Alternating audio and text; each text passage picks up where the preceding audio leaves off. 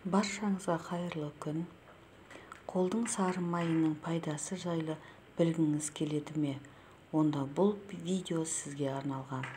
А, Д, Е, К дәрумендері терінің жұмсақтығы, шаштың әдемілігі мен тырнақтың сұлулығына үлкен әсер етеді. Мысалға айтсақ, А дәрумені майлардың арасында тек осы қолдың сары майында бар. Күніне желінген 50 грамм май көз бен сүйек саулығына кепіл бола алады. Иммунитетті жақсартатын майды суық маусымда 60-70 граммға дейін көбейткен дұрыс.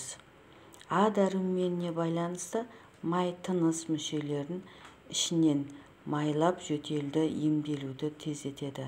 Ал Е дәрумені қан тамырларын тазалап берік қылады, шаршағандықты сезімін басады, әрі ешқандай зияны жоқ. Қолдың сары майы керемет табиғи дәрмек.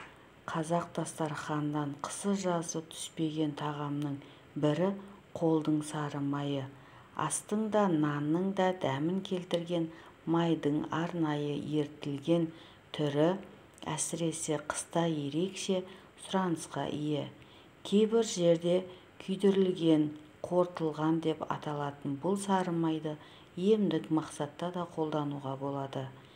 Тең мөлшерде балға араластырған күйдірілген сары май иммунитетті көтеретін мықты табиғи құрал.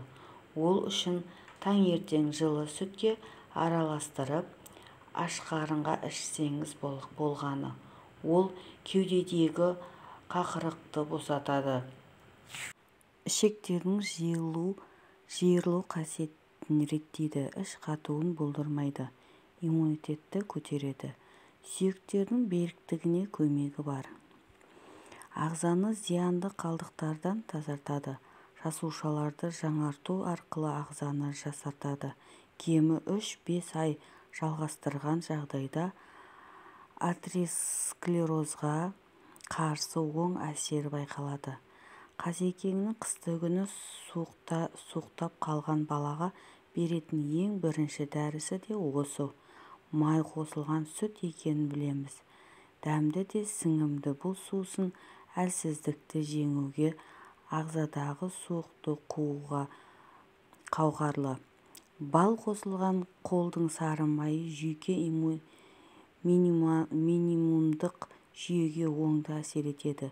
Күйдірілген сары май аюрведа әдісімен ем жасайтын үнді шипагерлерінің де басты қаруы. Олар тіпті тері мен шаш сұлулығын да осы әдіспен сақтайды екен. Жасы 60-тан асса да бетіне әжім, шашына ақ түспеген, көзі өткір, тісі сау, қимыл қозғалысы еркін үнді бишілерінің бірі Ресейдің әйелдерге арналған бағдарламасына қонақта болған екен.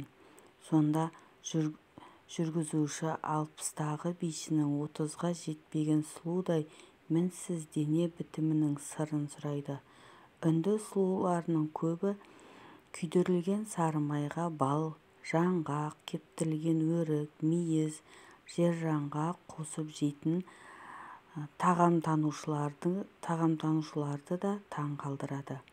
Зерттей келе олар майдың бұл түрі А, Д, Е, К витаминдеріне бай, холестерин деңгейін төмендететін, тамыр қабырғаларын тазартатын, зейінді арттыратын, сіңімді әрі өте пайдалы деген шешімге келген.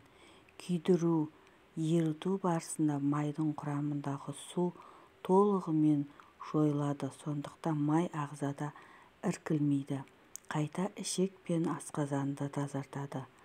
Айтпағымыз, суық маусымда күнделікті таңертең сүтке 50 грамм күйдірілген май қосып ішуді әдет етіңіз. Пайдаңызға жарасын. Назарларыңызға рахмет.